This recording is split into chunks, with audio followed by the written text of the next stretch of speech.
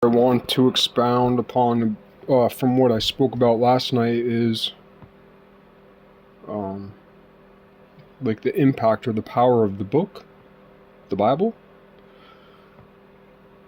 and why it was condensed. Like, people always say this was left out, that was left out, but what I think people need to realize is that what was compressed, what was condensed, what was kept wasn't meant to exclude what was kept out. It was meant to preserve what was kept out. If there wasn't that one book, and this is referring to what I posted yesterday, so if you didn't watch that, you might not understand the context, but maybe this will stand alone, I don't know, we'll see.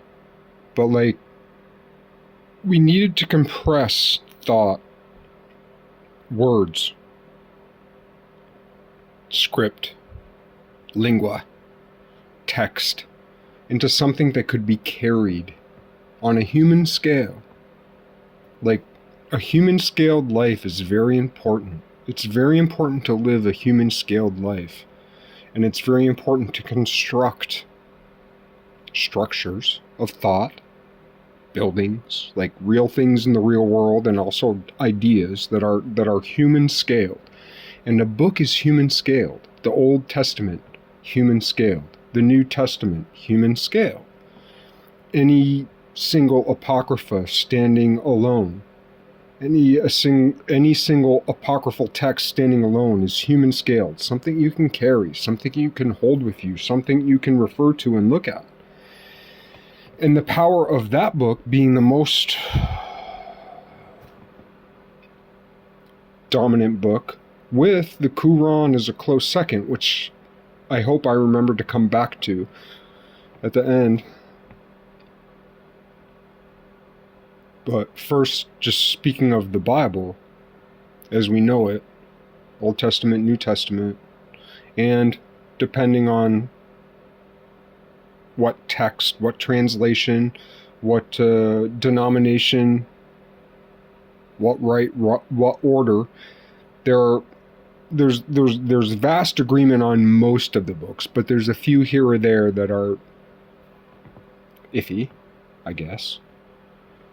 But nonetheless, all of them share one component. Even if they leave this book out or put this book in, or even if you're like the Mormon Church and have another book, it's still something you can carry, something you can carry with you. And the better your eyesight, the smaller the print, and the more carryable it is.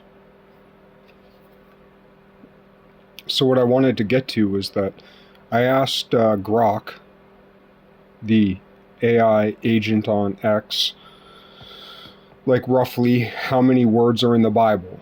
And depending on your translation, you're looking at somewhere between like 600,000 and 800,000 words or more. But then also, all of us, if we're familiar with the book, we're also familiar with some Apocrypha, and we're also familiar with some like commentary.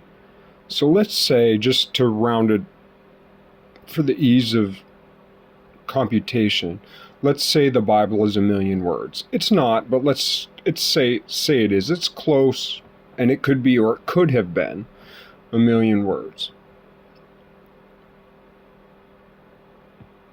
What? 1 times 10 to the 6th. But then, so that's a compilation of words. Words written, words thought. But then when we look at a human being, like the average, I also ask Grok these questions, like how many words does a human think in a day? And Grok couldn't really nail that down. But the average person thinks 6,000 thoughts a day. 6,000 thoughts a day. But not all thoughts are verbal. Some thoughts are pictures, and a picture is worth 1,000 words. Okay, so there's that. And the average person speaks 16,000 words a day.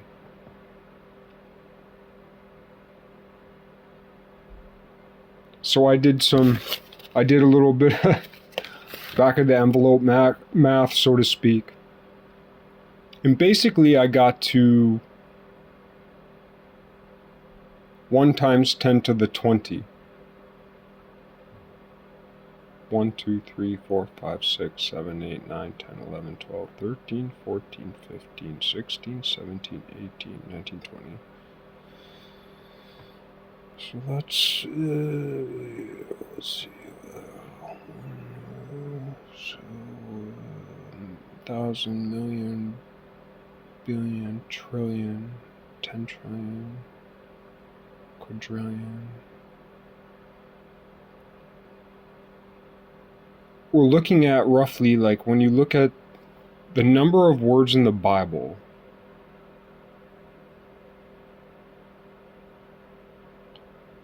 versus, and also like 108 billion people have been born. Oh no, it's not 1 times 10 to the 20, it's more like 1 times 10 to the 40.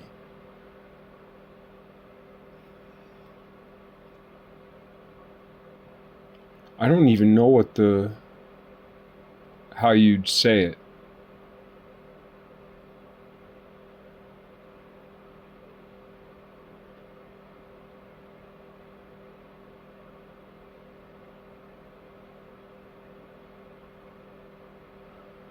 It would be like, for every word in the Bible. All right, so think of, like, this is one of the things I was thinking. It's hard to wrap your mind around, but I'd invite a mathematician to do a deeper study. This is something I did in 15 minutes before I pressed record, but like,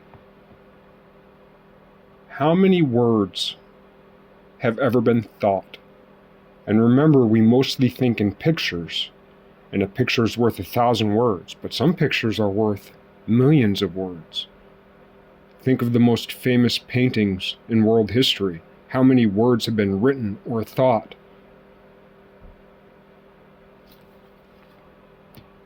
And words are also grocery lists, like all the things that are thrown out that aren't recorded, that Grok can't calculate. So 1 times 10 to the 80? Ridiculous. How many words have ever been thought? How many words have ever been spoken? How many words have ever been written? It dwarfs, that's an enormous number by human beings, never mind if we include language among other animals. Which, if you spend even a little bit of time researching, is like, or insects, or just living beings, or plants, words spoken. So the importance of the book is that it is a battering ram to every word. If we have 1,000 words in our mind, if we have 1,000,000 words in our mind just swirling around as we think, as we rage, especially like when we're in tumultuous times, or if we're even very happy and like in exuberance, right? We're at a concert with 20,000 people, or we're like alone in our bedroom and like we're raging, or we're sad, or we're hopeful, or whatever, like that whirlwind of words. But then there's that book and those phrases that we've read, that maybe we've memorized, or maybe we've just picked up by happenstance. They're this battering ram that remains. The Bible it's a linguistic diamond. It's better than a diamond. It's like I'm mushy compared to a diamond, right? And the Bible makes diamonds mushy.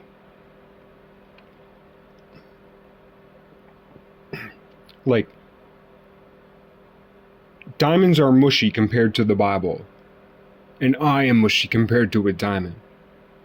And I am very mushy, squishy, and liquid compared to the book. The book had to be preserved. And it's not perfect. And then I said I'd come back to the Quran. The Quran begins, this is a perfect book. Which it isn't, but it is. And I'll come back to that. Because that book is also something you can carry, something you can hold. It's very, very powerful. It's magic. And it's spirit, and it's of God.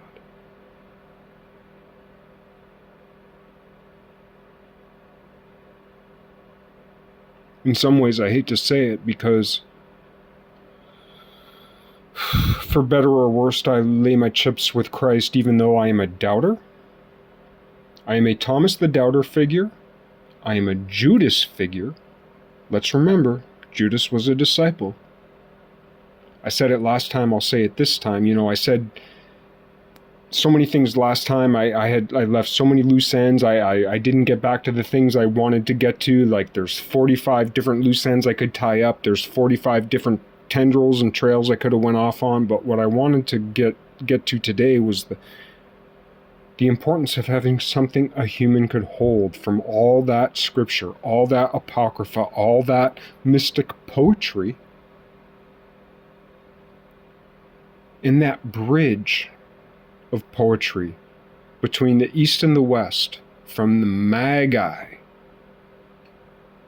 to Christ, from the Magi to Mary. I don't think people realize how important the Magi are. There's just those few little lines about the Magi in the book. But in a sense, that was the baptism from the East. And that's what turns the West's head toward the East. For instance, Shintoism. Shintoism is a beautiful practice. And it's a mistake to call Shintoism pagan. It's a mistake to call Hinduism pagan. Because the Magi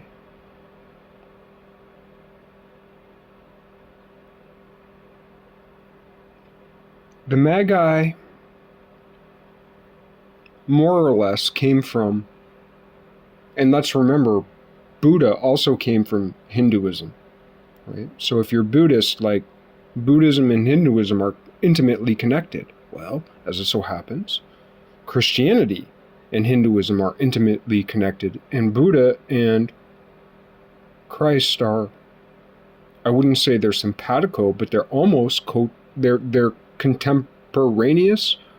Is that the right word? Contemporaneous? That might be the wrong word.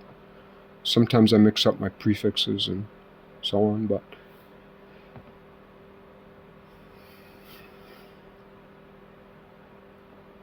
yeah, what I was saying last time about Judas, like, Christ baptized Judas so that one day Judas could create a rebellion in hell. And if you think I'm being heretical about it, first let me say, I have no claim to the truth. I suspect I will go to hell. And when I get to hell, right, I'll be suffering. It won't be nice. I'll hate it there. And I'm going to be looking for Judas being like, you're the only guy here who knew Jesus. Let's get this shit fucking going.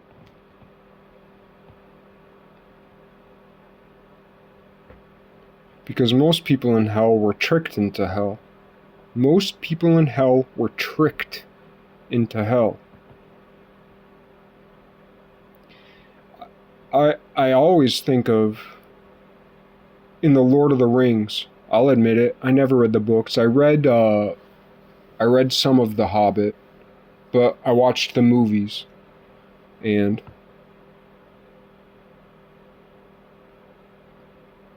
when the king, what is it, Aragorn? Whatever. When the king left everybody and he went through the crack in the rocks to get to the place where, like, the army of all those ghoulish green folks, like that army who had like made the wrong choice way back. And then he pulled them out. Like when you look at the Lord of the Rings, it's like Frodo saved the day, Gandalf saved the day. And those two little hobbits, like the one who lit the fire on the tower, and like his best buddy there who was with the chick when she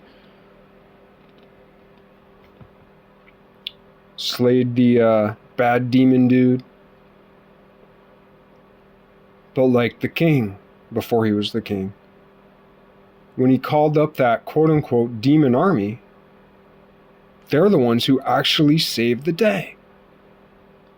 So knowing that Tolkien was, simpatico with Catholicism, like, it's a rebellion in hell.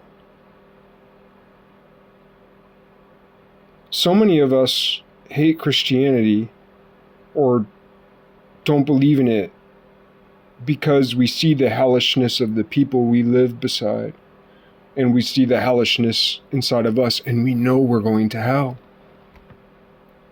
And it's like, it doesn't matter how hard I fight. It doesn't matter how hard I fight. It doesn't matter how good I am. It doesn't matter what I do. I've done so many bad things that I cannot forgive myself for. And in a sense, that's a good thing. It's a good thing to not forgive yourself. Because maybe you don't deserve, this is what I tell myself. This is definitely what I tell myself. I do not deserve to sit around and be, even though I do my best. I do everything I can just to be comfortable and just be like, if I just don't get me wrong, meditation is good, prayer is good, like being comfortable at sometimes, letting things settle a bit, that's all good, not being angry, that's all good, but like also not forgiving myself is kind of good, because I know I'm going to hell. And when I go to hell, I'm going to raise hell. I have to.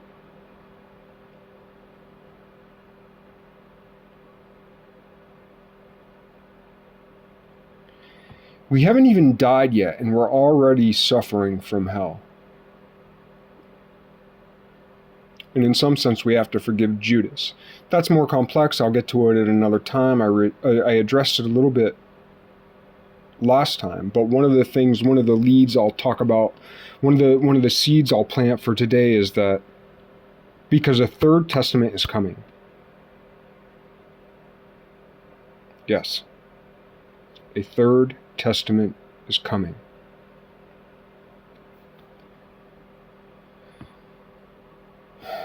Over the next, I don't know,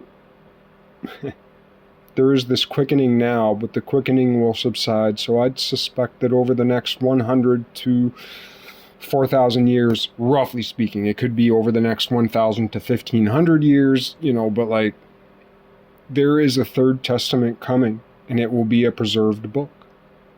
Yeah. Some people would say, well, the Quran is the third testament. It is not. Because time is slippery, and timelines don't go like this. Because of the way people evolve and the way families merge, it's a stream. There are, like in the ocean, there are water tunnels. There are water tunnels in the ocean. And that's more like how the book and the books reach out over time. Christians are correct in a sense that Christ is king, Mary, but also Muhammad was correct that he was the last prophet.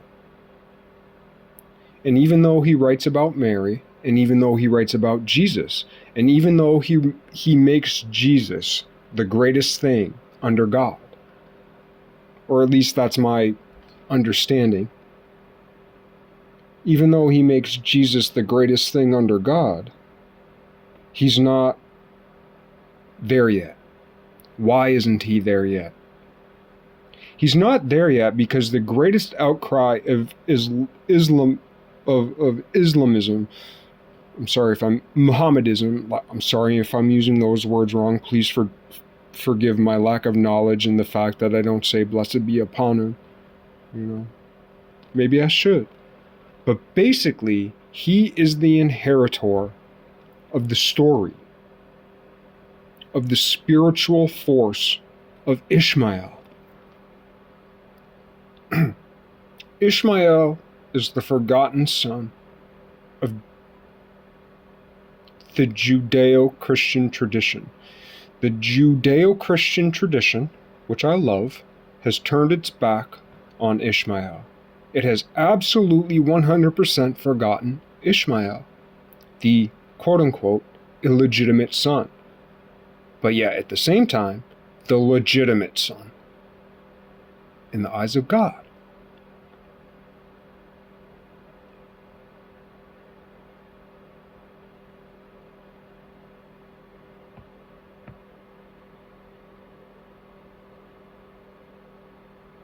From a Judeo-Christian standpoint, Islam is a condemnation of the Judeo-Christian tradition's negligence of Ishmael. And it's all there written in the book. God said,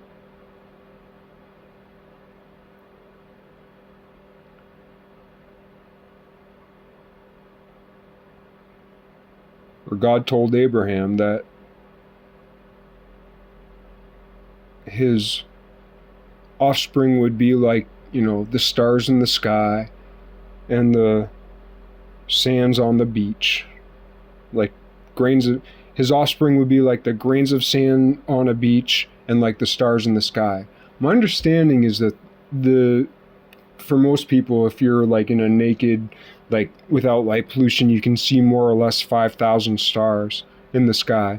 And maybe perhaps that was, several generations past Ibrahim,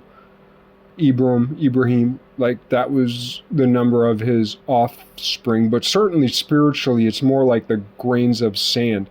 And actually, if you're standing on a beach and you're looking at the grains of sand, about as far as the eye can see, right? Like you can't see the grains of sand that are beneath the grains of sand. So like if you're talking about like buckets of sand, but like the grains of sand that your eyes can actually see on the average beach is actually approximately the population of the earth today. Like, and 2/3 of the earth, roughly speaking, is either Jewish, Christian,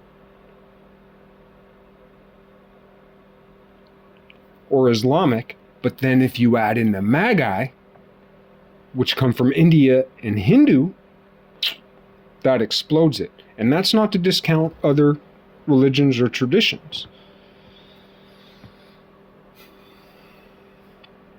But that's good.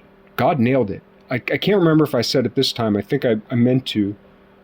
Like when God said, like when God formed the earth, what was it? God created the earth.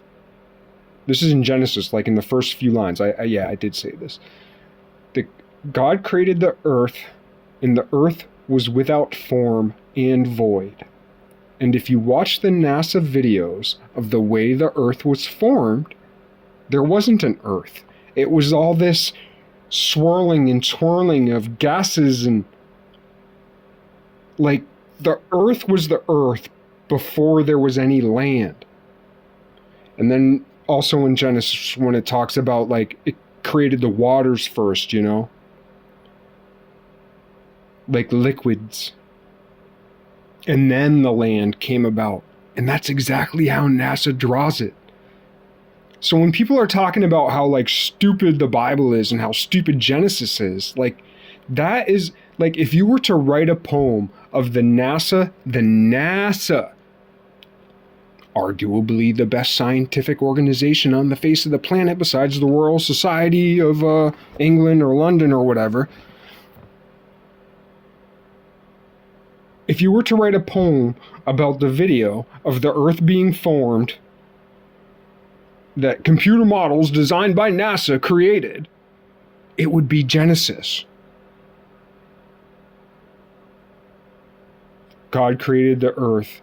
It was without form and void. Perfect. It's a perfect description of what NASA shows the animation of. I mean, come on! I feel like that's like a very hopeful message that people don't talk about. I put it here. I wish I could scream it on the mountaintops, but for some reason it's meant for a later time.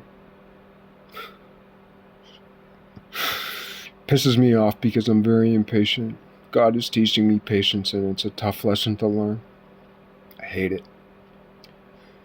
But I love God, so I'll take it. But yeah, the power of the book. Like, one times, like, and a mathematician should really do this. How many thoughts have ever been thought? Like a mathematician or a physicist could really scribble this out. How many words, how many linguistical words have ever been thought, and then come up with some computation of like thinking in pictures. How many pictures, like if you look at a picture, what words or whatever, like come up with a number. It's going to be somewhere in the neighborhood of 1 times 10 to the 40 to 1 times 10 to the 400, right? I mean, it's an enormous number. How many words have ever been thought, spoken, whatever? How many words have humans ever made in their mind or out of their mouth? And then you have one book of words, which is less than 1 million. So you cross out 6 zeros. Okay, so it's 1 times 10 to the 34.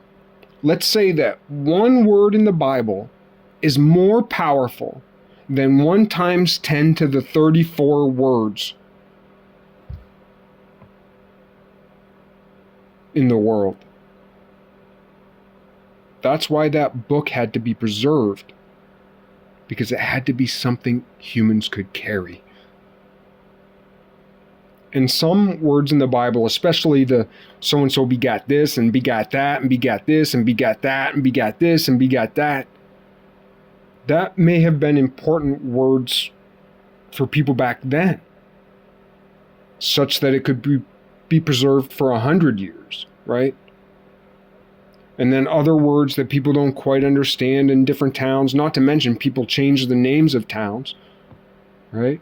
There's a Woodstock, Vermont. There's a Woodstock, New York. There's a Woodstock, New Hampshire.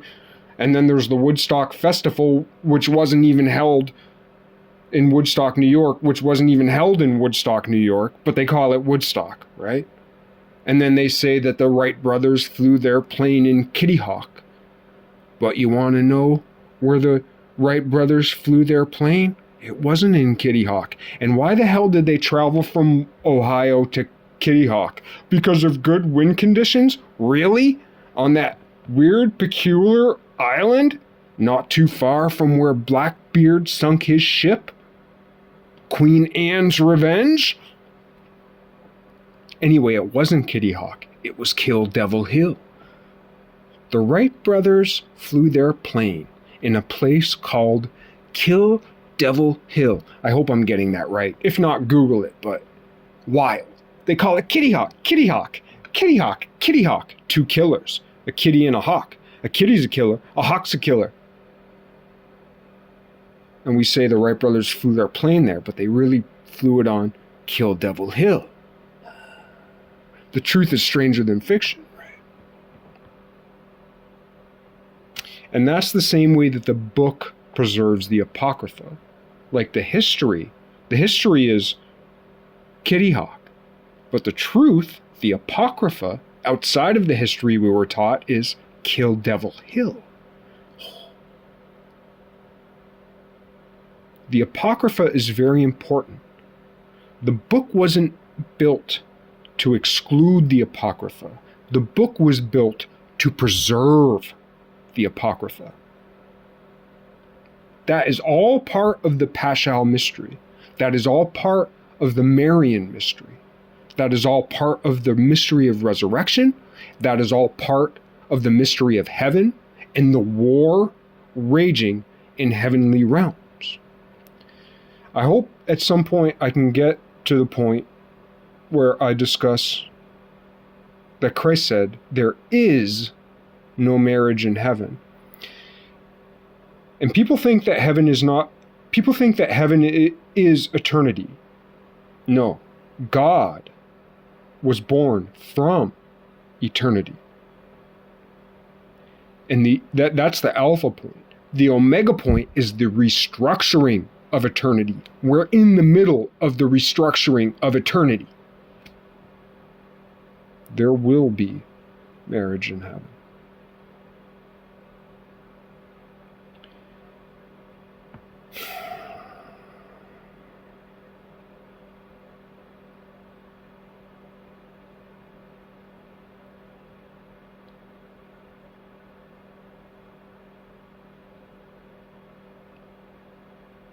I've been to the heavenly realm once. Let me assure you, it is not a nice place. And there is a war raging. Believe it or not. I barely believe it, but I can't avoid it. Take it or leave it. Take it or leave it. Am I crazy? You bet.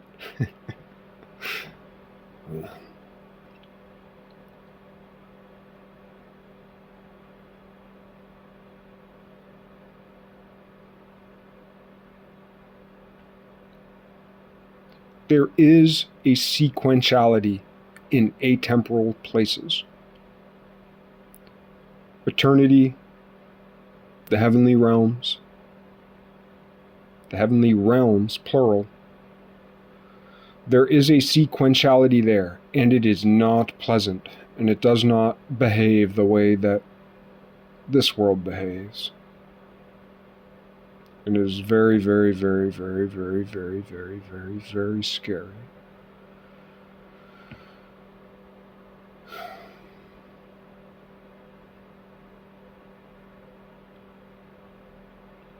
And it's our job to perfect it.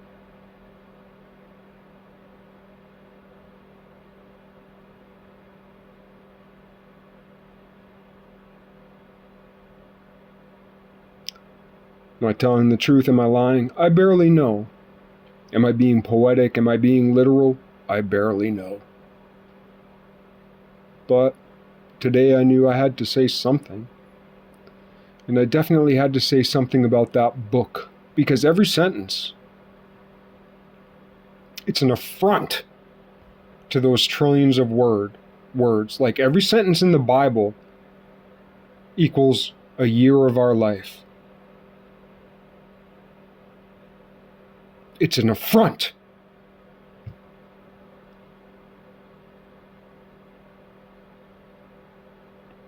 And just once again, I guess for emphasis, it was not meant to deny the Apocrypha. It was meant to preserve it, to preserve the mystery. Because the entire mystery is meant to be solved and perfected. And even if you think you're going to hell, don't stop fighting anyway. And if you find yourself in hell, fight when you're in hell. And if you die and go to hell, fight when you're there. And cause a rebellion in hell to fight for the truth.